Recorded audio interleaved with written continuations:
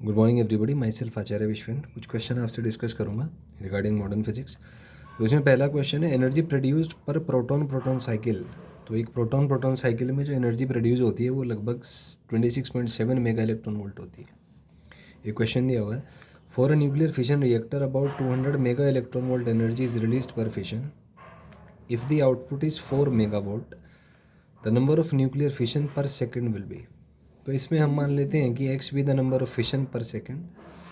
तो एक fusion fission से 200 मेगा इलेक्ट्रॉन वोल्ट एनर्जी, तो एक्स से इतनी एनर्जी आएगी and this is equal to 4 into 10⁻6 joule. तो यहाँ से हम कैलकुलेट करेंगे, मेगा माने 10⁻6, 1 ईवी में होते हैं 1.6 इंटू 10⁻19 जूल।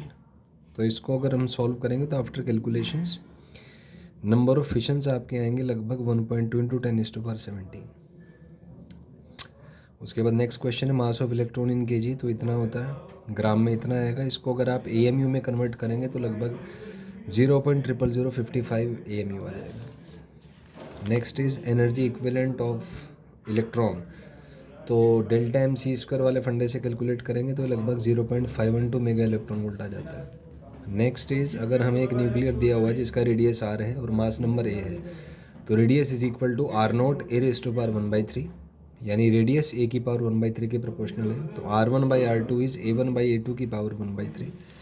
अगर हम इसके एरिया की बात करें तो एरिया क्योंकि 4πr² होता है, तो ये R1/R2 का होल स्क्वायर आ जाएगा, जो कि A1/A2 की पावर 2/3 आ जाएगा। वॉल्यूम की बात करें, R³ है तो इसका क्यूब कर देंगे।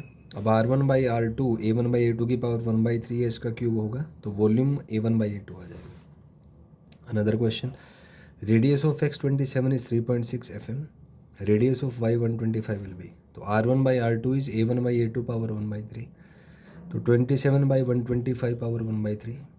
इसको सॉल्व करेंगे 3/5 आ जाएगा यहाँ से। तो R2 का वैल्यू यहाँ से लगभग 6 FM आ जाएगा। उसके बाद 4 an atom of 1H1 hydrogen या प्रोटियम जिसको कहते हैं,